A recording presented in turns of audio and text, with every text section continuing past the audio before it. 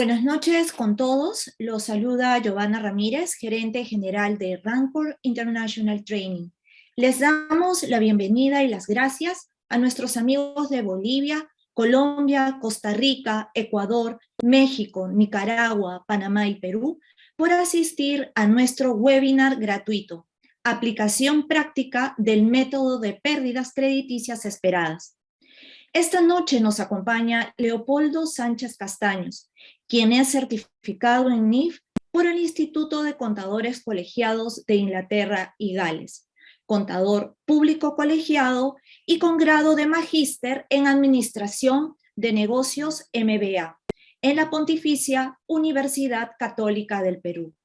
Es miembro del IPIDET y de la Asociación Interamericana de Contabilidad AIC.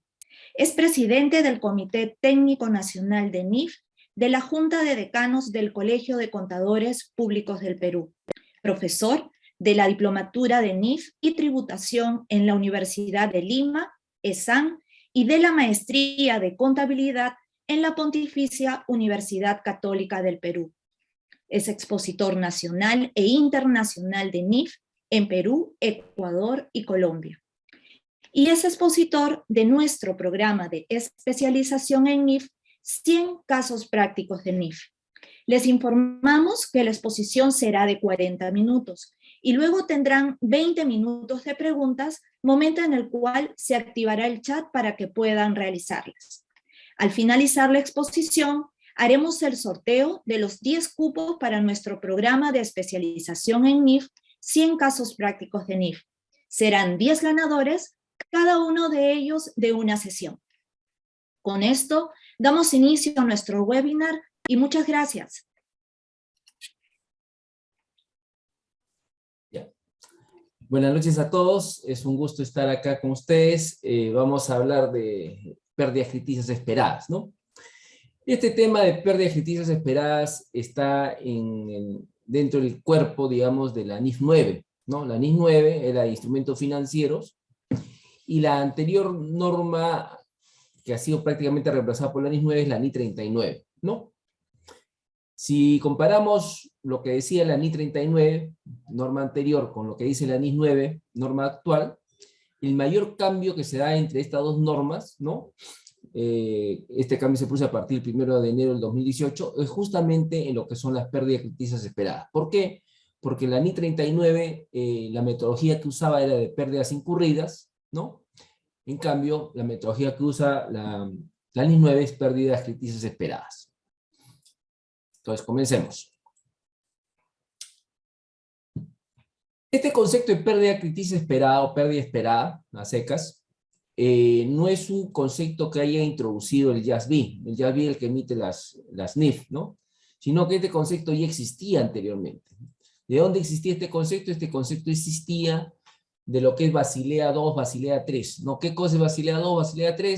Bueno, Basilea es una ciudad en Suiza, pero ahí se reúnen básicamente los bancos más grandes del mundo, los bancos centrales, y establecen las políticas bancarias a nivel mundial, ¿no? Entonces ya años atrás, ¿no? Antes de salir a la NIF 9, los bancos ya usaban esta metodología de pérdida esperada, ¿no?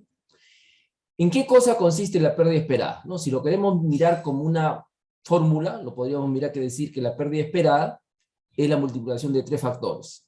¿Cuáles son estos 3 factores? Uno que se llama el PD.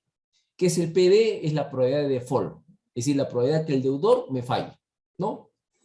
El otro factor es la severidad de la pérdida, ¿no? Es decir, si, por ejemplo, si la probabilidad fuera 3%, lo que me tendría que preguntar, bueno, si se da ese 3%, este deudor, ¿qué tan severo me va a fallar? Es decir, ¿en cuánto me va a fallar porcentualmente?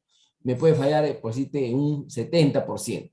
Entonces ya tendría, el PD sería 3% y la severidad de la pérdida 70%. Y el tercer factor es la exposición, ¿no? ¿Qué es la exposición? Es básicamente lo que me está debiendo el deudor, ¿no? Por ejemplo, si el deudor me está debiendo $1 millón, entonces mi pérdida esperada sería $1 millón por 3% del default y la severidad de pérdida 70%. Entonces, esa multiplicación entre 3 factores me daría mi pérdida esperada. ¿cómo encontrar este PD? ¿Cómo encontrar este PD? Hay diferentes formas de encontrar. Gracias a Dios, ¿no? Digamos, la NIS 9 no te exige o no te parametriza algún método para encontrar, ¿no? Porque hay métodos, digamos, muy científicos, ¿no? Y hay otros métodos más prácticos, ¿no? Lo que sí te dice la NIS 9 que cualquiera de los métodos que escojas tiene que cumplir ciertos parámetros. Si se fija acá, por ejemplo, este PD, debe considerar pues las variables sociodemográficas, las financieras, los factores macroeconómicos, comportamiento del crédito, y se puede medir mediante modelos muy avanzados, que son modelos econométricos o estadísticos, ¿no? O también se puede usar mediante expertos. En ese sentido, no, la NIS 9 no te parametriza, ¿no? Es decir, pero sí te da ciertos parámetros con que se debe calcular esta probabilidad, ¿no? Ahora, uno de los temas que hubo en la implementación de las NIF es que muchos gerentes generales y gerentes financieros decían, bueno, mi probabilidad que el deudor me falle es 0. Y lógicamente, si el P es 0, cualquier cantidad multiplicada por 0 da 0. Entonces, si la probabilidad era 0, la pérdida esperada era 0. Pero eso no es así. La probabilidad de default nunca puede ser 0, ¿no? Y justamente aquí hay un artículo, ¿no? Y fíjense, un artículo escrito en el 2011, ¿eh? Dice, todos tenemos claro que cuando buscamos una rentabilidad mayor, estamos asumiendo mayores riesgos, ¿no? En las finanzas, a mayor riesgo, mayor rentabilidad. O a mayor rentabilidad, mayor riesgo. Lo que ya no tenemos todos claro, tan claro, es la valorización y la percepción de ese riesgo. Algunas veces, los clientes más conservadores me dicen que ellos no quieren asumir ningún riesgo. Mi respuesta es que siempre la misma. Hay inversores más conservadores, inversiones más arriesgadas, pero todo, ¿no? Pero todo tiene un riesgo. Es decir, no existe el riesgo cero. Es decir, si yo estoy haciendo una inversión, por más segura que sea la inversión, siempre va a haber un riesgo. Hace unos años, esto era difícil de explicar a los clientes, pero si algo ha quedado demostrado en esta crisis, acá se refiere a la crisis del año 2011, que viene de la crisis del 2008, ¿no? Ha quedado demostrado en esta crisis que todo puede ir mal. Por lo tanto, no existe el riesgo cero. Y esto lo podemos extrapolar a lo que hemos pasado en el 2020, 2021, ¿no? Que es la crisis del COVID, ¿no? Es decir, todo clientes o deudores que eran excelentes se veían pues en un problema de impago, ¿no? Y muchos clientes que uno pensaba que nunca iban a quebrar, quebraron, ¿no? Entonces, el riesgo nunca puede ser de 0, es decir, el PD nunca puede ser 0. Si yo quiero demostrar gráficamente cómo era la pérdida incurrida y la pérdida esperada, lo vamos a ver en este gráfico. Este es un eje de coordenadas. En el eje de las Y voy a poner el reconocimiento de la pérdida, es decir, parto acá de 0. Cuando más arriba vaya, la pérdida será mayor. Y en el eje de las X voy a poner el incremento de riesgo crediticio, ¿no? La línea verde, esta línea verde que ven acá, es el modelo de la NIS 39, el modelo de pérdida incurrida, ¿no? Bajo este modelo, el riesgo de crédito podía aumentar y no se reconocía nada de pérdida, ¿no? Seguía aumentando el riesgo y no se reconocía nada de pérdida. Hasta que llegaba un momento, ¿no? Que el riesgo ya era bastante grande y en este momento se reconocía toda la pérdida de golpe, ¿no? Es decir, un solo golpe se reconocía esta pérdida, ¿no? Es decir, en este punto, la pérdida se reconocía todo de golpe, es decir, una pérdida por acá, ¿no? ¿Por qué? Porque, digamos, bajo la NIS 39, que era el modelo de pérdida incurrida, tenía que suceder un hecho objetivo, ¿no? Por ejemplo, oye, este cliente tiene todas sus letras potestadas, este cliente está in the copy, este cliente tiene una morosidad de 2 años, etcétera, ¿no? O de 1 año. Entonces, ese hecho objetivo era el que gatillaba la pérdida, ¿no? Pero, digamos, la pérdida esperada dice, oye, pero vas a esperar todo este tiempo y reconocer la pérdida de un solo golpe, eso puede, digamos, para muchas empresas, especialmente las empresas bancarias, las puede hacer quebrar, ¿no? Entonces, la filosofía de esto es, oye, no, del momento que el activo nace, ya como nace con una probabilidad de pérdida, anda reconociendo por lo menos un pedacito de pérdida, ¿no? Y así progresivamente, cuando más aumente el riesgo crediticio, vas aumentando más la pérdida, ¿no? Entonces, la pérdida esperada de la NIS 9 es la línea roja, ¿no? ¿No? Verán acá hay una línea, ¿no? Voy a cambiar de... Digamos, acá, y si dan cuenta, esta parte de que nace esto nace con un pedazo de pérdida, que es esta pérdida que estoy marcando ahí. De este punto hasta el punto donde hace el salto, se conoce como la etapa 1 de pérdida, ¿no? La etapa 1 de pérdida esperada. ¿Ok? Aquí hace un salto, ¿no? Acá hace un salto, vamos a ver en números por qué hay este salto, ¿no? Es decir, ¿por qué? Porque acá donde hace el salto comienza la etapa 2. Entonces, todo esto de acá es la etapa 2 de pérdida, ¿no? ¿Hasta dónde llega la etapa 2? Hasta acá, hasta esta línea verde, hasta acá es la etapa 2. Y a partir de la línea verde es la etapa 3 de pérdida. La etapa 3 de pérdida. Es decir, tiene 3 etapas, ¿no? En eso consiste la pérdida esperada. Entonces, conforme aumenta el riesgo, yo voy reconociendo una mayor pérdida. Y acá, ¿por qué salta acá hace un salto de la etapa 1 a la etapa 2? Porque este salto está contra flechita, por la forma de cálculo, ¿no? Que vamos a ver, tiene que ver con las probabilidades. Eso lo vamos a ver con números más adelante. Ahí están las 3 etapas de pérdida. Etapa 1, etapa 2 y etapa 3. Este es un resumen, ¿no? En este resumen yo les voy a contar cómo funcionan estas 3 etapas, ¿no? En qué consiste cada cosa. Pero después, en las siguientes láminas, vamos a ver lo que dice exactamente la norma. Porque uno se tiene que acostumbrar a cómo está redactada la norma, especialmente la NIS 9 tiene una redacción un poco compleja en algunos casos, porque está redactada en un lenguaje demasiado técnico, pero no técnico desde el punto de vista contable, sino técnico bajo el punto de vista de otra disciplina, es decir, está mucho cargado de terminología financiera, ¿no? Financiera, estadística, economía, ¿no? Entonces por eso lo hace a veces complejo. Por eso acá en este resumen le voy a explicar en qué consisten estas 3 etapas y después vamos a ver las siguientes láminas, cómo está redactado en la norma para que les quede claro. Entonces tenemos las 3 etapas. En la etapa 1 se supone que el riesgo, ¿no? Si tengo para aclarar, por ejemplo, las cuentas por cobrar comerciales, ¿no? Las que nacen de la venta de bienes y servicios, esa cuenta por cobrar es un activo financiero. Por lo tanto, ese activo financiero está bajo la NIS 9 y por lo tanto le aplica esta metodología de pérdida esperada. Entonces, cuando estoy en etapa 1, se supone que el riesgo es bajo, ¿no? Entonces, normalmente un activo financiero debería nacer con un riesgo bajo, ¿no? ¿Pueden nacer con un riesgo alto? Sí, pues si yo compro cartera deteriorada, lógicamente ya nace con un riesgo alto. Pero normalmente los activos financieros nacen con un riesgo bajo. Entonces estoy en etapa 1. Y en etapa 1, ¿qué me dice? La pérdida esperada la debo calcular por los próximos 12 meses. Eso, en otro lenguaje, ¿qué quiere decir? Que en etapa 1 solamente uso una sola probabilidad.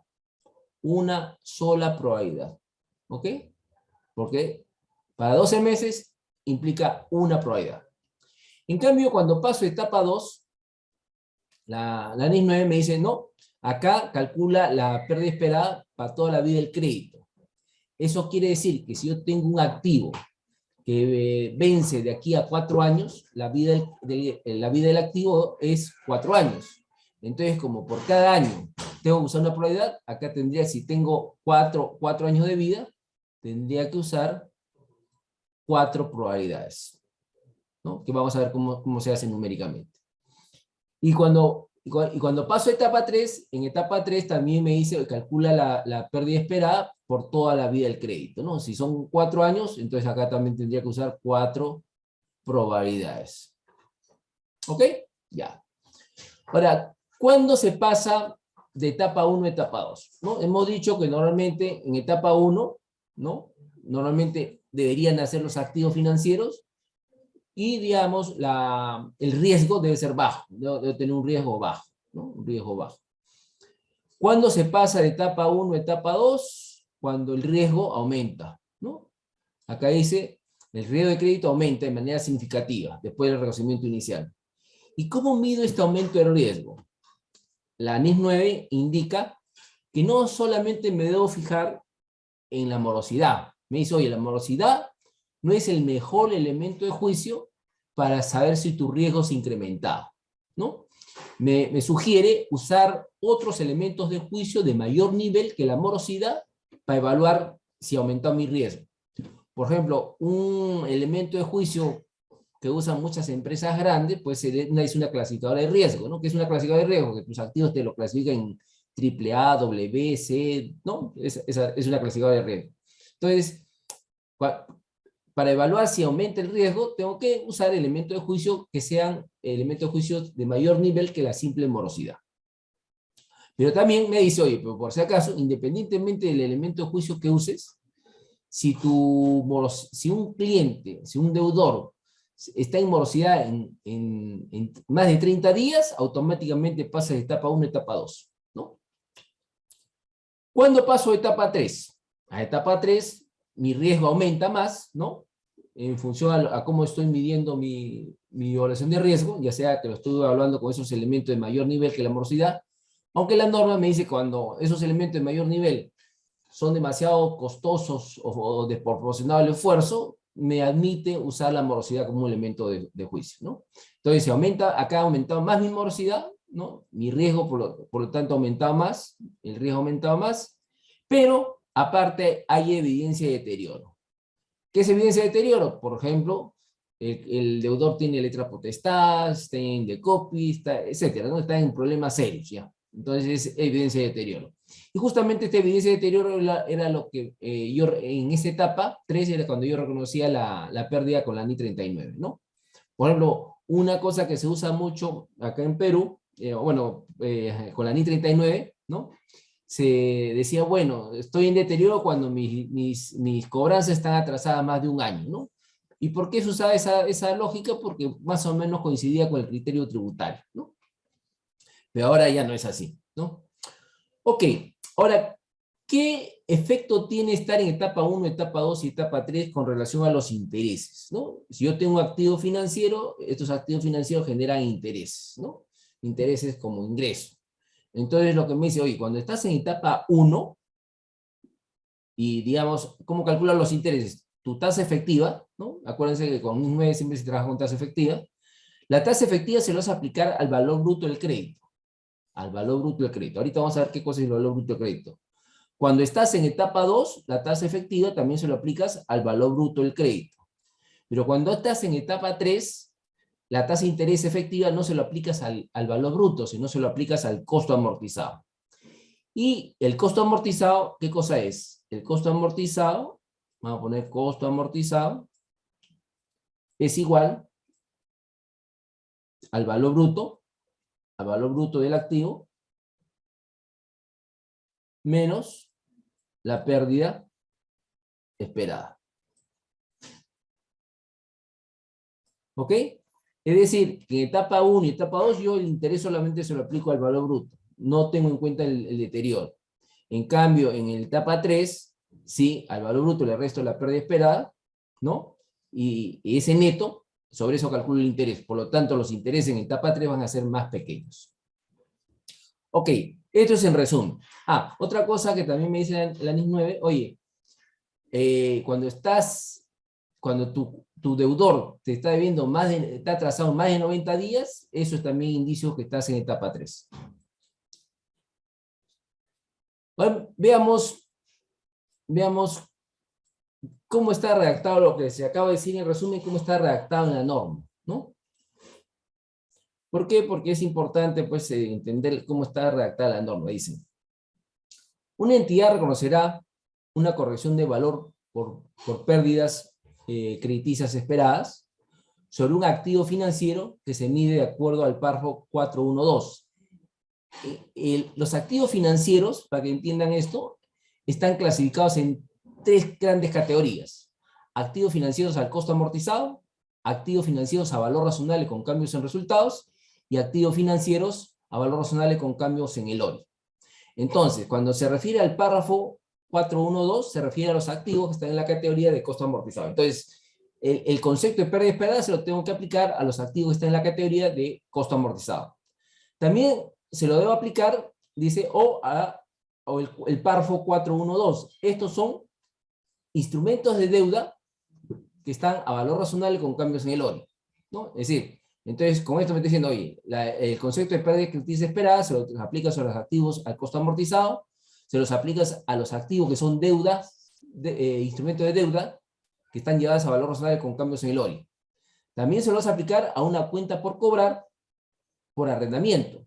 Sí, las cuentas por cobrar que nacen por arrendamiento, que están bajo la NIC 16, a esas también se les aplica la regla de deterioro de la NIC 9. También le aplicas a un activo de contrato o compromiso de préstamo y a un contrato de garantía financiera, a lo que se le aplica el reglamento de deterioro de valor. En teoría, ¿a qué tipo de activos no le estoy aplicando la regla de deterioro? ¿Y por qué no le estoy aplicando regla de deterioro? Por ejemplo, no le estoy aplicando regla de deterioro a los activos a valor razonable con cambios en resultados. Oye, ¿que esos activos no se deterioran? No, esos activos sí se deterioran. El tema está que ya en el cambio de valor razonable, ¿no?, está el deterioro. Por lo tanto, ya no tengo que aplicar reglas especiales de deterioro, porque en el cambio de valor razonable, si se está deteriorando, el valor razonable se está cayendo y por eso estoy reconociendo la pérdida.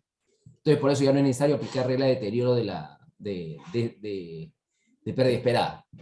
Aquí otro activo tampoco le aplico regla de deterioro.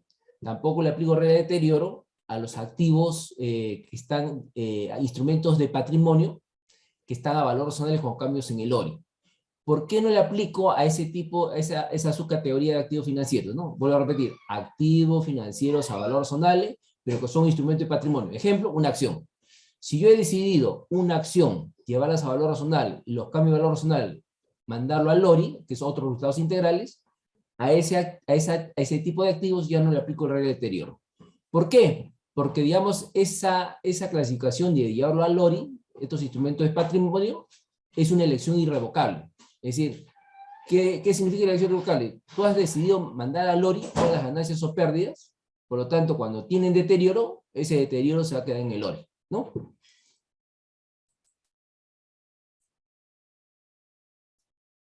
Ok, a ver, veamos la siguiente. Si se consujeción a los párrafos tal, en cada fecha de presentación, una entidad medirá la corrección de valor por pérdidas de un instrumento financiero con un importe igual a las pérdidas crediticias esperadas durante el tiempo de vida, ¿no?, del activo. Si el riesgo de crédito de este instrumento financiero se ha incrementado en forma significativa después del reconocimiento inicial. Es decir, esto es la etapa 2, ¿no? Así está redactada la etapa 2. Esta es la etapa 2. ¿Por qué me está diciendo hoy? Vas a reconocer la pérdida esperada, ¿no?, por la pérdida crediticia esperada durante el tiempo de vida del activo. Esta es la etapa 2.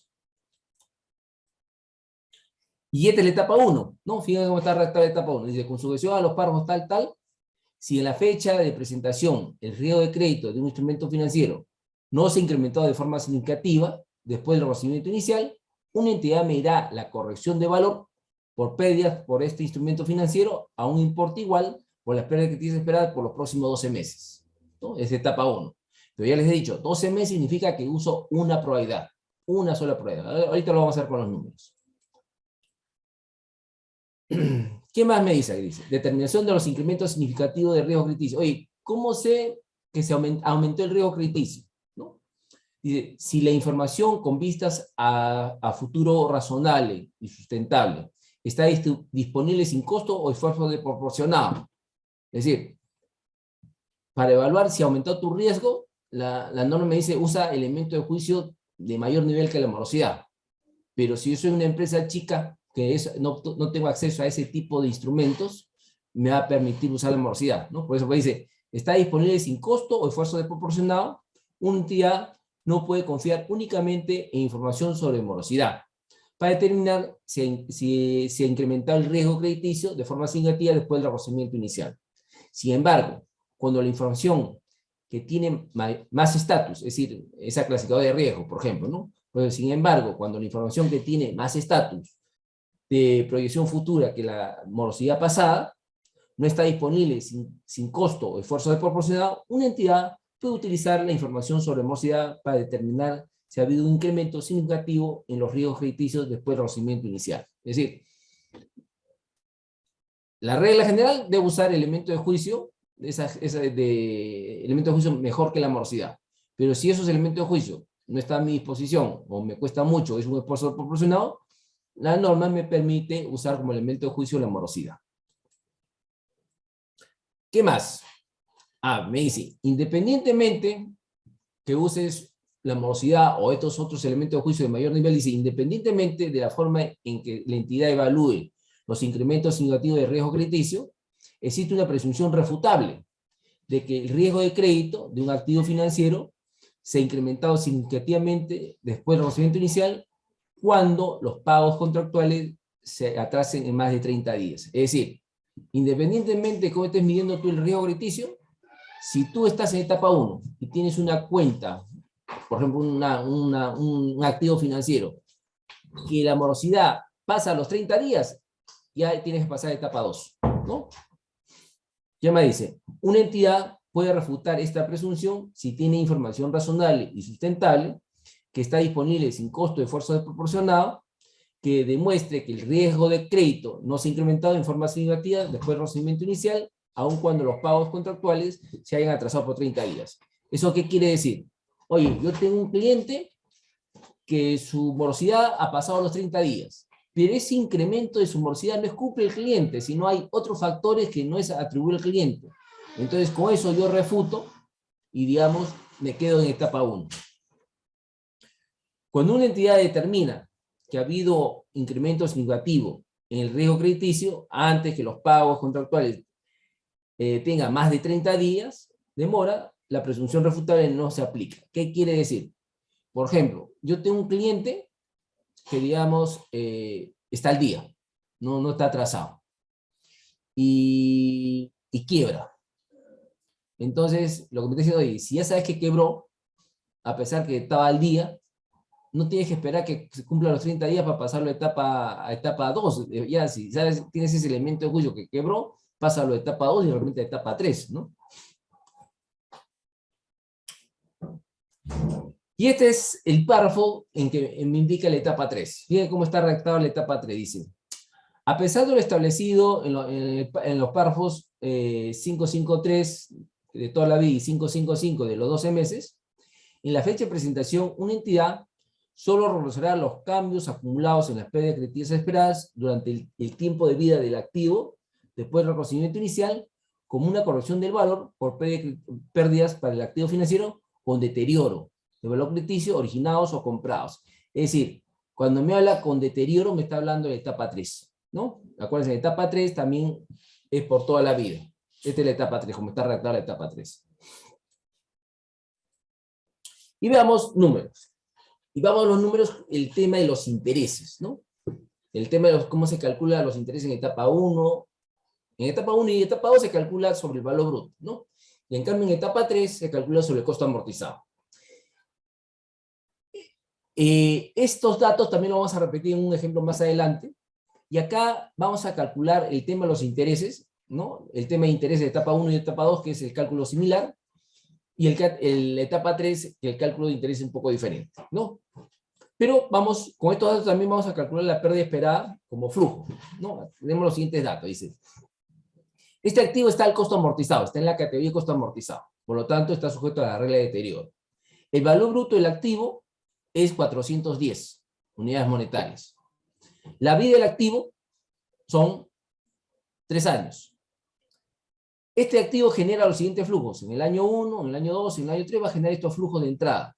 201, 100 y 148. Por lo tanto, si voy a calcular en etapa 1, ¿no? Voy a calcular el deterioro de etapa 1, solamente necesito una sola probabilidad, ¿no? Probabilidad de default, 3%, ¿no? Recuerden, cuando estoy calculando el deterioro en etapa 1, solamente necesito 12 meses, es decir, necesito una sola probabilidad, por eso acá verán una sola probabilidad que es 3%.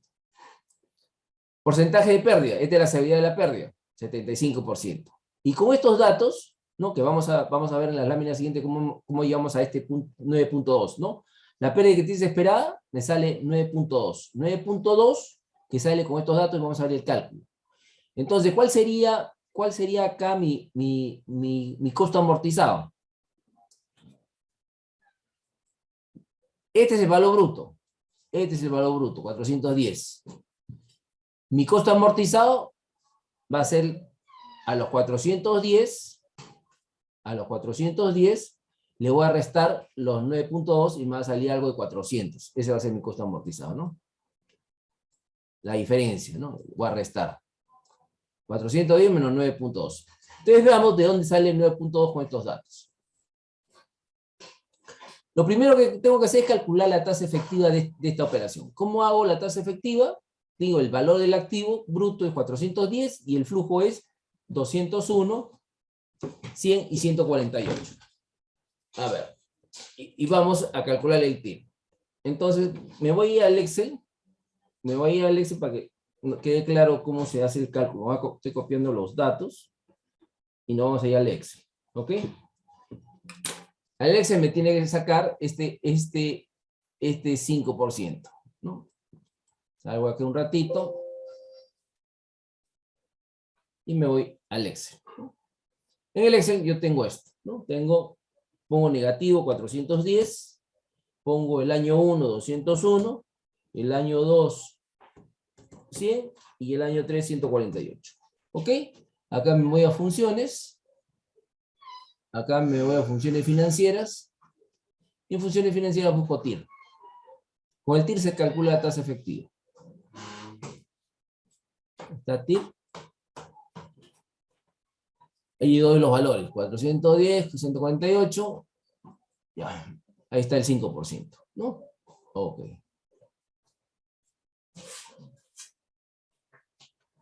Ahí está el 5%. Ok, ya con este 5% es la tasa que me va a servir para los otros cálculos. Entonces, el cálculo en etapa 1 y en etapa 2 siempre se hace sobre el valor bruto. Acá no interviene la pérdida esperada. Entonces, en etapa 1 o etapa 2, con ese 5% de tasa efectiva, yo voy a calcular los intereses. Entonces, ¿cómo comienzo? A los 410 le aplico el 5% y me sale 20.49. Y cobro 201, que es el flujo. 410 más 20.49 menos 201, me sale 229 capital final del año 1. Este capital final del año 1 pasa a ser inicial del año 2. Sobre esto, otra vez aplico el 5%, me sale 11.47.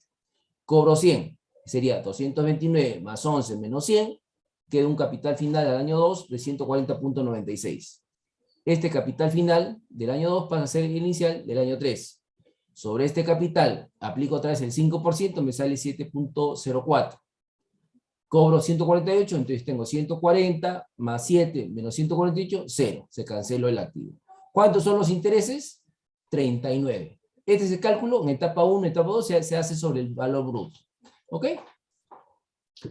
Ahora veamos cómo se hacen los cálculos de interés en etapa 3, pero previamente calculemos la pérdida esperada. Entonces tenemos este cuadrito. Tenemos acá los flujos, 201, 100, 148, me da en forma nominal 449. ¿Cuál es la probabilidad de default? 3% en etapa 1, ¿no? 3% para los tres flujos. ¿Cuál es la severidad de la pérdida? 75%, esos son datos. ¿Qué hago? Multiplico 201 por 3% por 75%, es 452. 100 por 3% por 75%, 2.25. Y 148 por 3% por 75%, 3.33. Esta es la pérdida en forma nominal. Suma nominal 10.10. Y el flujo neto va a ser 201 menos 452, 196.48. 100 menos 225, 97.75. 148 menos 3.33, 144.67. Sumo los flujos nominal 438. Entonces lo que voy a hacer, esto lo tengo traído al valor presente. Tanto el flujo neto lo tengo traído al valor presente a la tasa del 5%, y esta pérdida esperada también lo tengo traído a valor presente al 5%. Entonces, este flujo traído al 5%, me sale el 9.2, la pérdida esperada que vimos al comienzo. Y el flujo neto me sale los 400, ¿no? Si yo sumo este más este, me da los 410 iniciales, ¿no? Ok. ¿Alguien levantó la mano? No sé. ¿Levantaron la mano? No sé. Leopoldo, al final dejamos las preguntas, no hay Ya, ok, problema. ok. Ahora, ¿cómo se hace el cálculo en etapa 3 de los intereses? Ya agarro el flujo neto, que es, es los 410 menos el 9.2 me da los 400. Este es el costo amortizado. Entonces comienzo, costo amortizado 400.78. Le aplico el 5%, me sale 20.03. ¿Cuánto he cobrado? Este es el flujo neto, 196.48. 400 más 20 menos 196, 224. Este de acá pasa para acá, le aplico el 5%, me sale 11.21.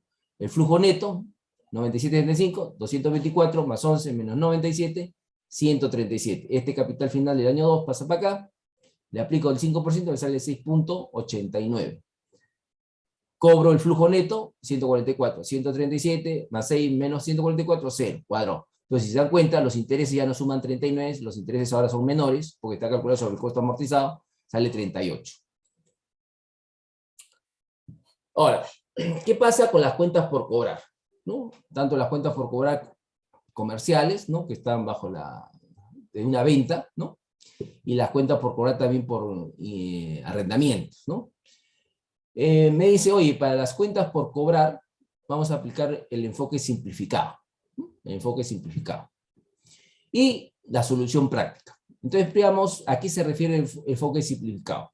El enfoque simplificado se refiere, oye, ¿sabes qué? Olvídate eso de etapa 1, etapa 2, etapa 3, y no considera para toda la vida, ¿no? Dice, a pesar de lo establecido en los párrafos anteriores, una entidad medirá siempre la corrección de valor por pérdidas a un importe igual a las pérdidas crediticias esperadas durante el tiempo de vida del activo. ¿Para quién aplica esto? Aplica para las cuentas por cobrar comerciales, ¿no? O activos de contrato que procedan de transacciones que están dentro del alcance de la NIF 15, ¿no? Estas cuentas por cobrar, las que no tienen componente financiero significativo, le aplicas el enfoque simplificado, y también puedes elegir a las cuentas por cobrar que tienen componente financiero significativo de acuerdo a la NIF, también tú puedes elegir aplicar el enfoque simplificado. El enfoque simplificado es, te olvidas de la etapa 1, etapa 2, etapa 3, todo lo haces para toda la vida. Por eso simplificas un poco los cálculos. Ahora, ¿qué cosa es una cuenta por cobrar que no tiene componente financiero significativo? Si ustedes revisan la NIF 15, son las cuentas por cobrar que su plazo de cobro no supera los 360 días. ¿Cuáles son las cuentas por cobrar que tienen componente financiero significativo? Son las cuentas por cobrar que superan los 360 días, ¿no? Ya, entonces, este enfoque simplificado se lo puede aplicar a las cuentas por cobrar. Pero también se lo puede aplicar a las cuentas por cobrar por arrendamiento, ¿no? Para hacerlo más fácil el cálculo. Pero aparte del enfoque simplificado que me evita estarse aplicando etapa 1, etapa 2, etapa 3, tengo esta solución práctica. Dice, una entidad puede utilizar soluciones prácticas para medir las pérdidas crediticias esperadas si son congruentes con los principios del párrafo 557, que ahorita lo vamos a ver. Un ejemplo de una solución práctica es el cálculo de las pérdidas crediticias esperadas sobre cuentas por cobrar comerciales utilizando una matriz de provisiones, que también lo vamos a ver. Entonces, el cálculo para las cuentas por cobrar me lo simplifica, me lo hace más fácil, para que, porque un montón de empresas, casi todas las empresas tienen cuentas por cobrar comerciales, entonces, y no todas podrían hacer cálculos muy complejos. ¿Qué debo tener en cuenta, independientemente del modelo que yo utilice? Yo tengo que tener en cuenta lo que dice, estas son las pautas, lo que dice este párrafo, el 5.5.17. ¿Qué dice el párrafo 5.5.17? Dice lo siguiente. Una entidad medirá las pérdidas crediticias esperadas de un instrumento financiero de forma que refleje lo siguiente. A. Un importe de probabilidad ponderada, no sesgado, que se determina mediante una evaluación de un rango de resultados posibles. Ahorita con un ejemplo vamos a ver cómo se saca esta probabilidad ponderada. Debo tener en cuenta el valor del dinero en el tiempo. No es lo mismo cobrar 100 soles en el año 1 que cobrar 100 soles en el año 3. Debo tener el concepto del valor del dinero en el tiempo. Y 3, esto es una de las cosas que más problemas hubo a implementar esta norma, dice, debo usar la información razonable y sustentable que esté disponible sin costo o esfuerzo desproporcionado en la fecha de presentación sobre sucesos del pasado. Es decir, tengo que tener mi data estadística, pues, de lo que sucedió, mis cobranzas del pasado. Muchas empresas, aunque usted no lo crea, esta data no está bien, no está correcta, sus cobranzas, ¿no? Y hubo que recomponer la información, ¿no? Entonces, lo primero, mi información es mi información del pasado. Pero eso no basta solamente la información del pasado, ¿no? Dice, solución del pasado. También tengo que tener en cuenta las condiciones actuales, ¿no? El problema, crisis mundial, COVID, etcétera, y pronósticos de condiciones económicas. ¿Qué tengo que proyectarme al futuro? Por eso se está hablando, pues, de que la pérdida esperada es una proyección de las pérdidas que pueden pasar en el futuro. Entonces, ok. Ahora veamos cómo se calcula en etapa 1, que ya un poco lo hemos visto en antes, pero vamos a repetir y vamos a ver cómo se calcula en etapa 2, ¿no? Bueno, en etapa 1, con el mismo caso que hemos visto inicialmente, la tasa efectiva es 5%, el valor bruto 410, el flujo 201, 100 y 148, ¿no? Si yo lo quiero hacer por flujo, como lo hemos hecho, es hacerlo de esta forma, ¿no? Digo, los 201 lo multiplico por el 3%, lo multiplico por el 75%, que es la severidad de la pérdida, ¿no? El 3% es el default, solamente una probabilidad porque es de etapa 1, y lo traigo a valor presente al 5%. Después tomo los 100, lo multiplico por el 3%, probabilidad de default, por el 75%, que es la severidad de la pérdida, y lo traigo a valor presente al 5%, 2 años. Después tomo los 148, lo multiplico por 3%, lo multiplico por el 75%, lo traigo a valor presente al 5%, 3 años. Sumo todo y me da el 9.2 que hemos visto en antes. Esto es cálculo por flujo. Pero también lo puedo calcular por saldo. ¿Cómo se calcula por saldo? Agarro los 410, acá están los 410, lo multiplico por el 3%, que es la probabilidad de default, y lo multiplico por la severidad de la pérdida, que es el 75%, y también me sale 9.2 acá, igual que 9.2 acá. Con estos mismos datos, ¿cómo se calcula en etapa 2? En etapa 2 son los mismos datos, pero en etapa 2 ya necesito, ¿qué cosa adicional necesito? Ahorita les señalo.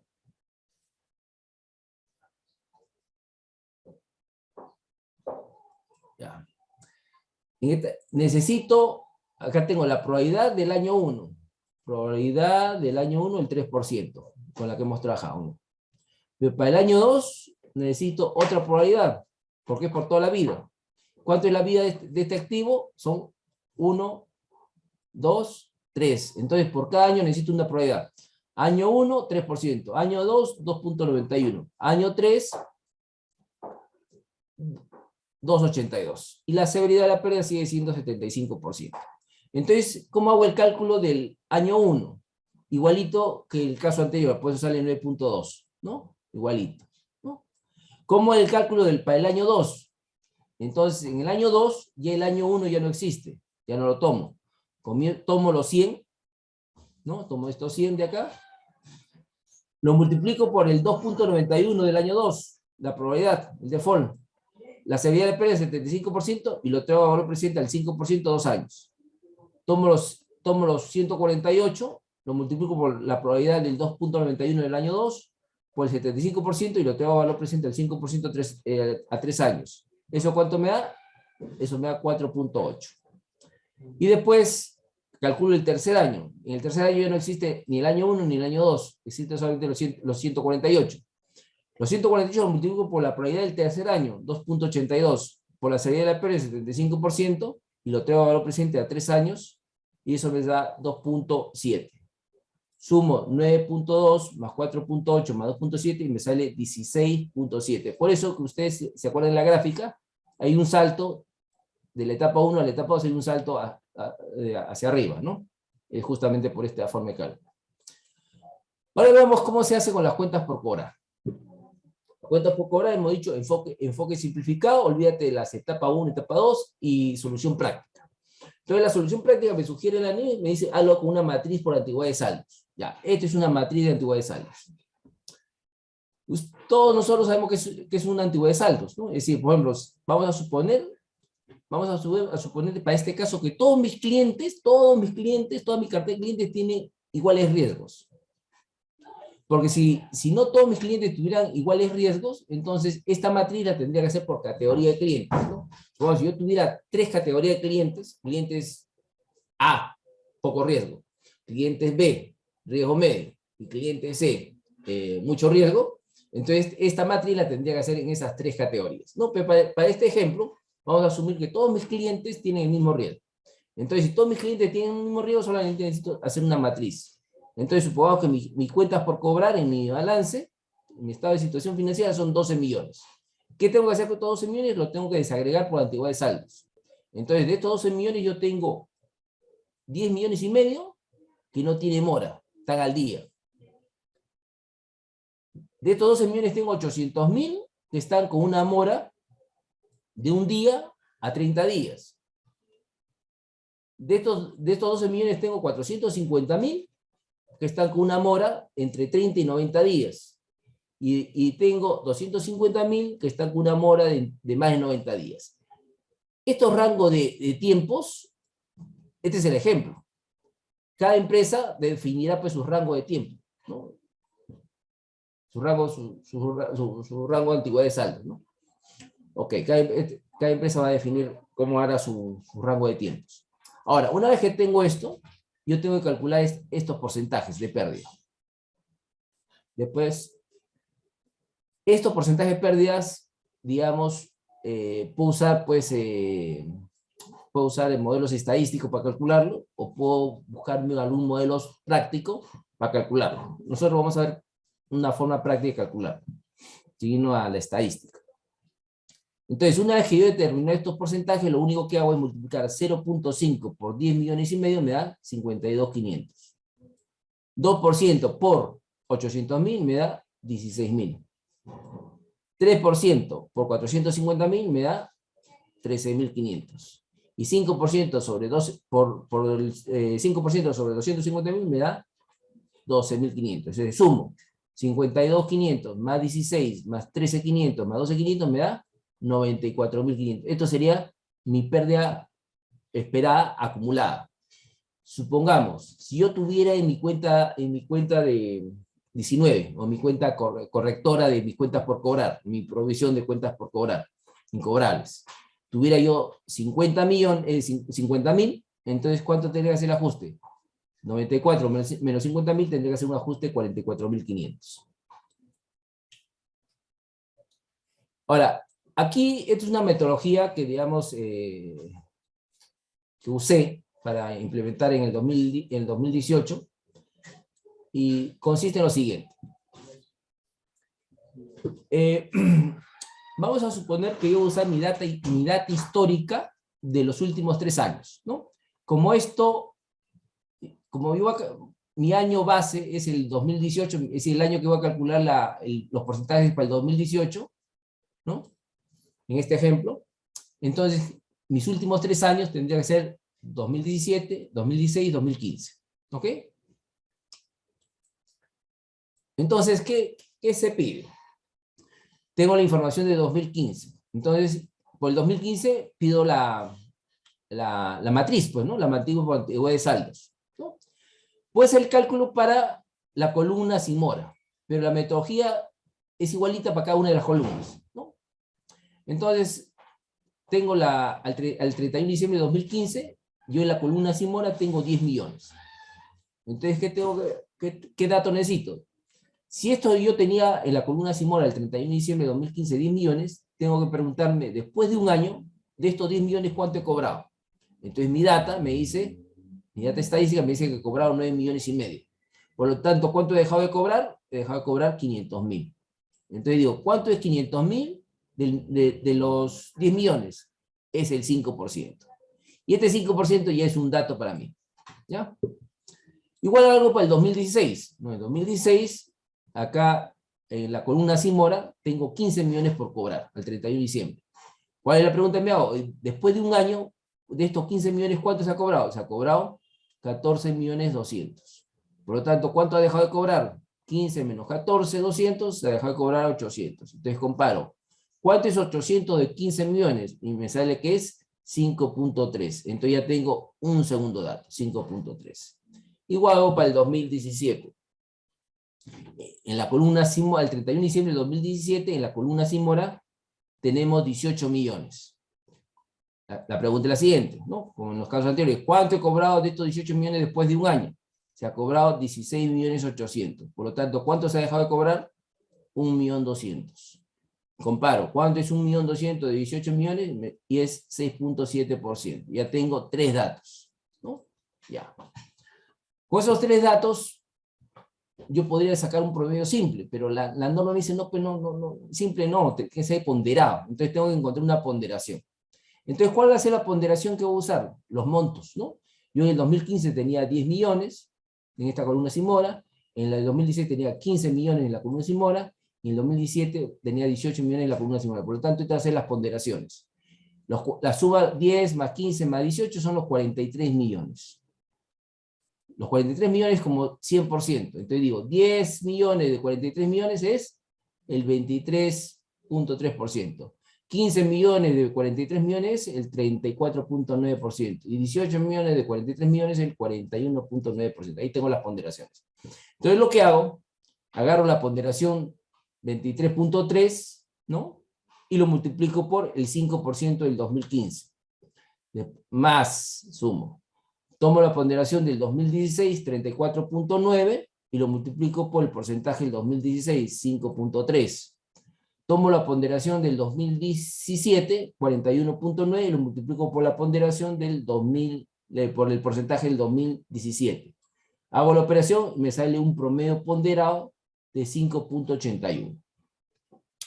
Ahora les comento, esto para el 2018 funcionó perfecto, pero para 2018, 2019, ¿no? Bastaba la data histórica, pero para el 2020, por la pandemia de 2021, ya pues la data histórica no bastaba. Entonces, ¿qué se tuvo que hacer?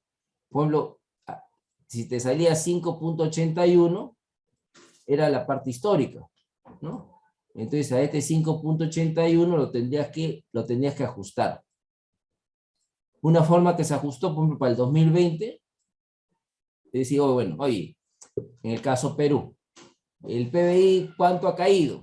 El PBI cayó más o menos 11%. Entonces, si el PBI cae, tu morosidad, tu incobrabilidad va a aumentar, por supuesto que aumentar. Entonces, en forma lineal, se ajustó de esta forma. El 5.81 por 1.11, que es el 11% de la caída, entonces te sale un factor mayor, ¿no? Algunos ajustaron por PBI, otros ajustaron por tasa de desempleo, ¿no? Se busca un ajuste, una variable macroeconómica, ¿no? Ok, entonces esta ha sido la presentación y ahora sí quedo a su disposición para las preguntas.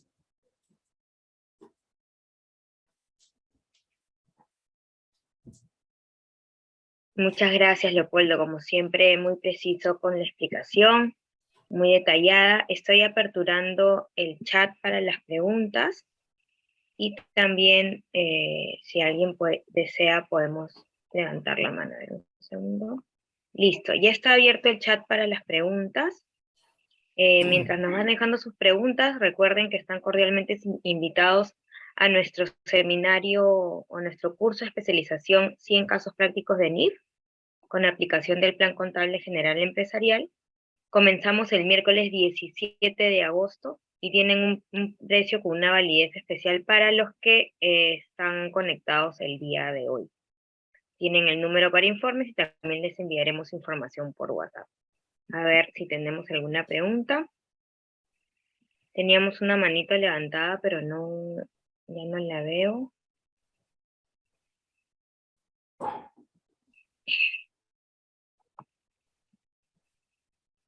Acá tengo una pregunta que me ha llegado directamente a mí, Leopoldo, te la leo. Ya, dime. De Octavio. ¿Estos casos prácticos tienen que ver más con los bancos y las financieras?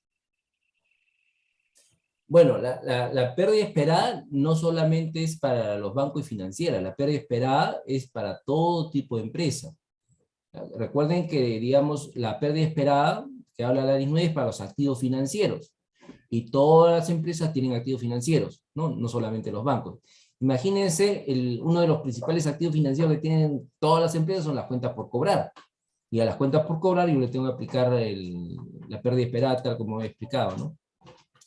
Incluso yo comentaría algo adicional, es decir, A veces se cree que la NIS 9 está hecho para instituciones financieras o para instituciones muy grandes. No necesariamente, porque las cuentas por cobrar es un activo financiero y las cuentas por pagar comerciales son pasivos financieros, ¿no?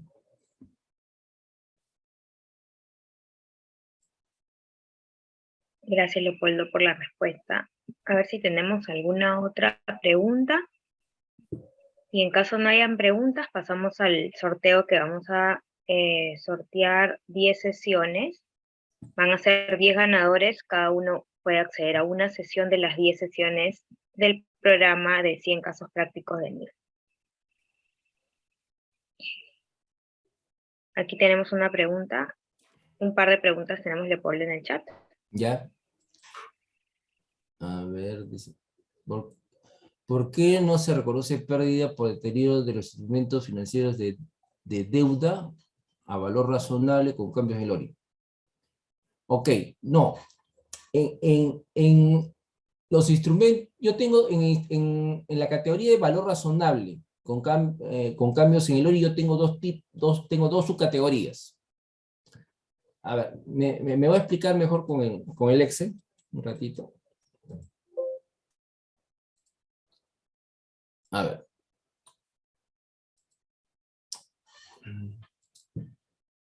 Yo tengo activos, son mis categorías. Activo financiero al costo amortizado. Costo amortizado. Esa es una categoría. Después tengo activo financiero a valor razonable con cambios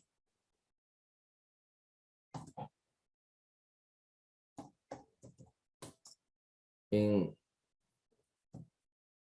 ganancias y pérdidas. Ganancias y pérdidas.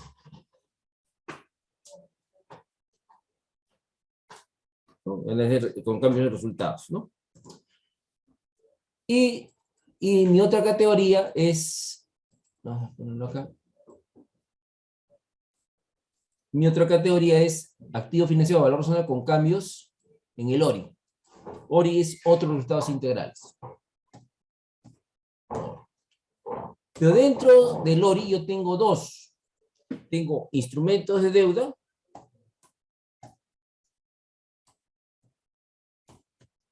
¿ah?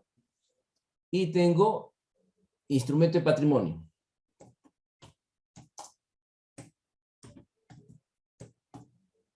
¿Ok?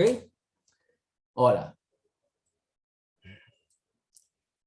cuando un instrumento de deuda en esta categoría del ORI tiene pérdida, la pérdida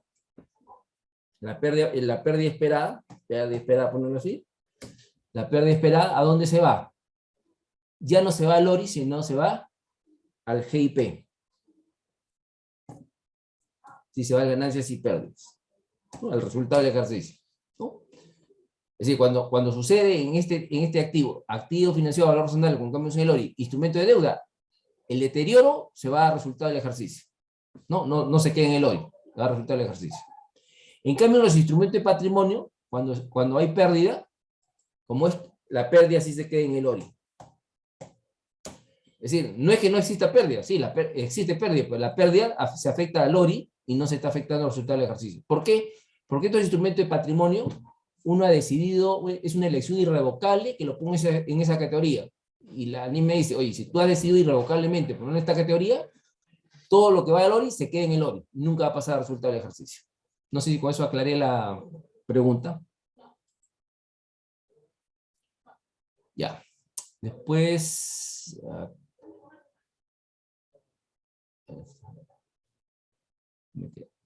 ya. Otra pregunta dice, ¿cómo una empresa o institución pronostica las pérdidas esperadas? Por ejemplo, una forma de pronosticar la pérdida esperada es el último ejemplo que hice, ¿no? El de la matriz por antigüedad de saldos, donde me basaba en la data estadística pero aparte le he tenido que hacer ajuste conforme a las variables macroeconómicas, ¿no? Eso es un modelo simple. Ahora, si lo quieres hacer, si tu empresa es muy grande y tiene activos financieros complejos, tendrías que tener pues un modelo econométrico, pues, ¿no? O un modelo estadístico para calcular esas variables. Hay modelos de informático, modelos software que te calculan esos datos, ¿no? Entonces ya estamos pensando pues en empresas bastante grandes, ¿no? Ok, ¿qué otra pregunta hay acá? Dice, por favor, ¿puede explicar nuevamente la lámina 17 del cálculo de los intereses de etapa 3? A ver, un ratito, me voy a la lámina 17, un ratito.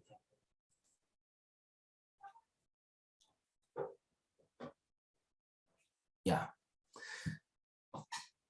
Aquí, ¿qué ha pasado? Si se acuerdan, yo hice todo el cálculo, ¿no?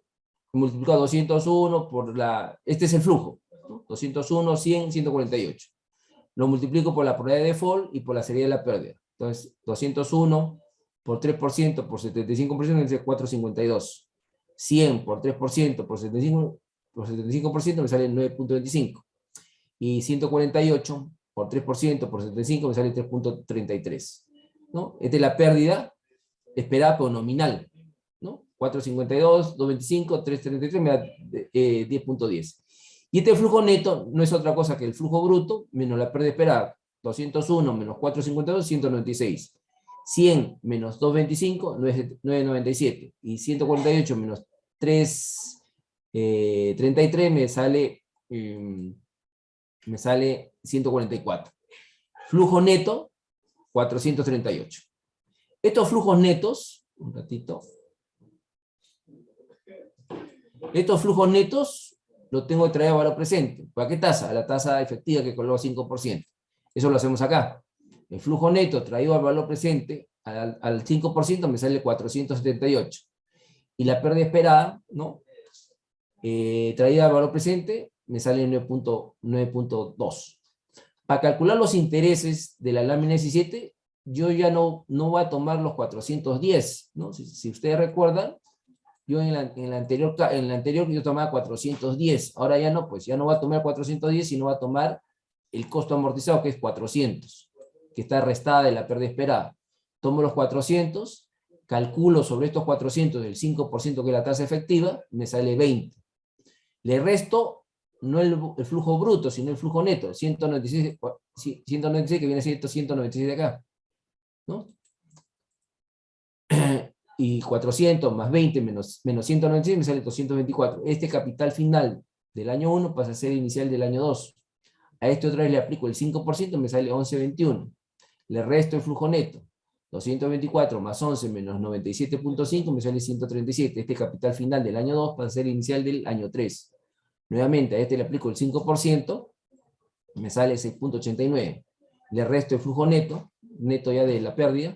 137 más 6.89 menos 144.77, 0. Se canceló el activo.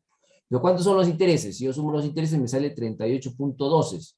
Si ustedes recuerdan, en la etapa 1 o etapa 2 no me sale 38, me sale 39 los intereses, ¿no? Si fijamos acá, ¿cuántos salen? Me sale 39. No, los intereses en etapa 3 son más pequeños.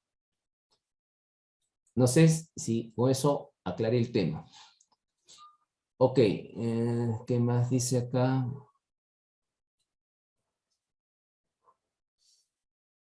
Ya. Dice, buenas noches. ¿El promedio ponderado determinado para cuántos periodos contables me sirve? ¿O es que yo debo actualizar constantemente la data? Sí. Por ejemplo, en el ejemplo de la matriz de cuentas por cobrar, yo lo he hecho por los últimos 3 años, pues eso digamos, si yo sé 15, 16, 17 para calcular el 2018. Cuando esté en el 2018, voy a utilizar el año 18, el año 17 y el año 16 para calcular el 2019. Sí, tengo que ir actualizando, ¿no? No la puedo dejar con la misma, se va actualizando con la data más reciente. La siguiente pregunta dice, favor, ampliar sobre la pérdida crediticia en etapa 1. Se indica que se estima el deterioro por 12 meses siguientes. Sin embargo, en el ejemplo, se determina la pérdida por lo que se cobra en el año siguiente, pero también se incluye los 2 años siguientes. Ya.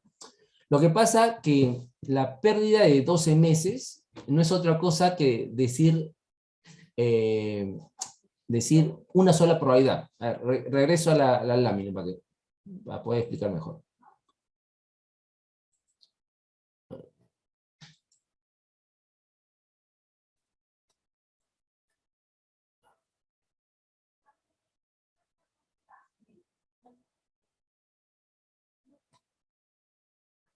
Fíjense. Este es el cálculo de etapa 1. ¿Cuántas probabilidades estoy usando?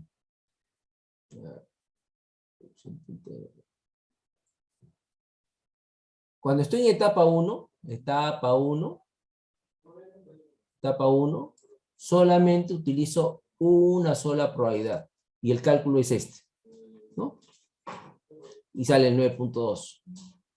En cambio, no, con los mismos datos, cuando yo calculo en etapa 2, con los mismos datos, ya me dice calcula para toda la vida, ¿no? Me dice 12 meses significa una sola probabilidad, para ponerlo en esos términos. Cuando me dice, oye, pero en etapa 2 tiene que calcular para toda la vida, ¿cuánto es la vida? Tiene 1, 2, 3 años. Entonces, ¿cuántas probabilidades necesito? Necesito 3 probabilidades, acá tengo. Para el año 1, una probabilidad, para el año 2, otra probabilidad, y para el año 3, otra probabilidad. ¿No? Entonces, eso significa toda la vida, necesito 3 probabilidades. Para el año 1, es el mismo cálculo que el anterior, 9.2, ¿no? 9.2.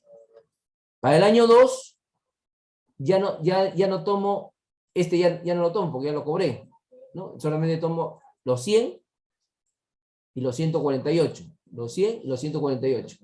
¿Pero con qué probabilidad? Con la probabilidad del año 2. 291 y 291.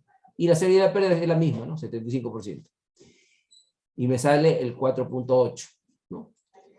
Y en el 2.7 es en el año 3. Entonces, en el año 3 ya no existe ni 201 ni 100, solamente existe el 148. Te tomo los 148. ¿Por qué probabilidad uso? La probabilidad del año 3, que es 282. ¿No? Multiplicado por la severidad de pérdida, que sigue siendo 75%, y lo traigo a valor presente al 5% 3 años. Me sale 2.7. Sumo los 3 y me sale 6.17. Es decir 12 meses es un año. Es decir, toda la vida tengo que contar cuántos años tiene el activo. Pues, ¿no? Si tiene 6 años, necesitaría 6 probabilidades, ¿no?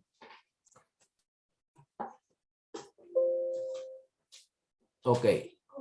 ¿Qué más? ¿Qué otra pregunta?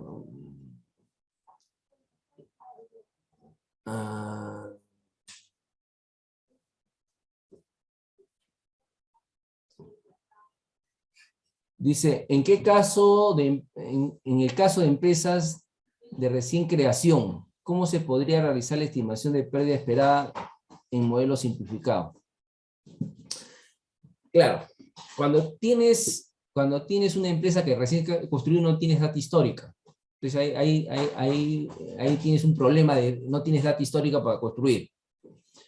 Una forma también es en función a encuestas, ¿no? Por ejemplo, en una empresa que estuve en la implementación, uno de los problemas era que tenían clientes que me decían, estos clientes siempre me pagan.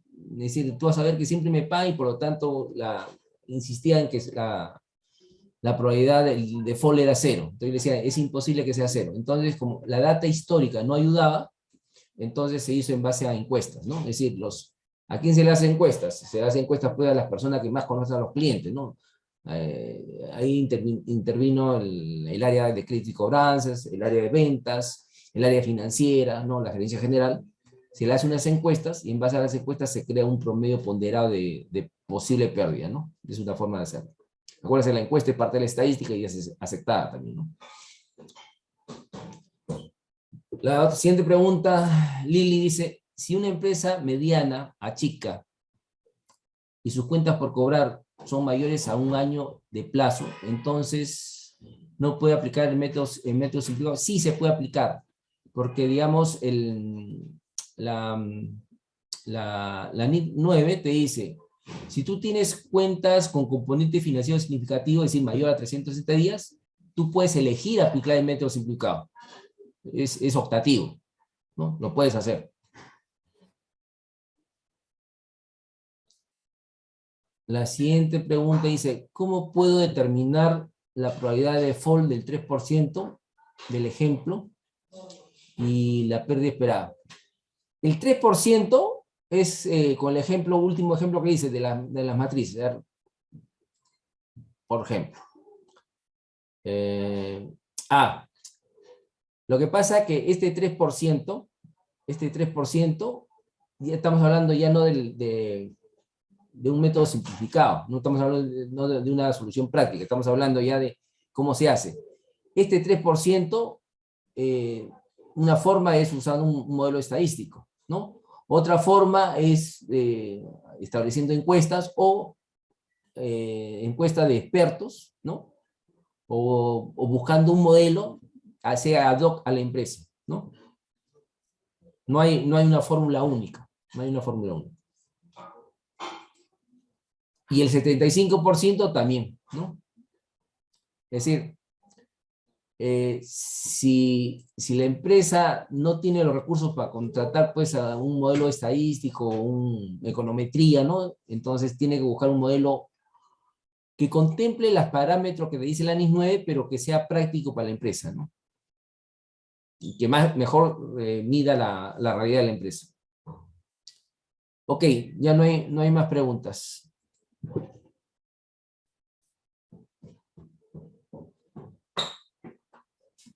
Muchas gracias, Leopoldo, por resolver todas las consultas. Ya para terminar, vamos a proceder al sorteo de las 10 sesiones para casos prácticos, para nuestro programa de 100 casos prácticos de NIF. A ver, aquí hemos colgado toda la data, son 10 ganadores, y aquí han salido de manera aleatoria. Nos vamos a comunicar con cada uno de ustedes para que puedan elegir la sesión que sea de mayor interés para ustedes. Ya para finalizar, nos vamos a despedir. Buenas noches, los saluda Natalie Mena, gerente comercial de Ramcor. Queremos agradecerle a todos por haber participado el día de hoy. Muchas gracias a Leopoldo, y siempre es interesante poder intercambiar ideas con personas de diversos países.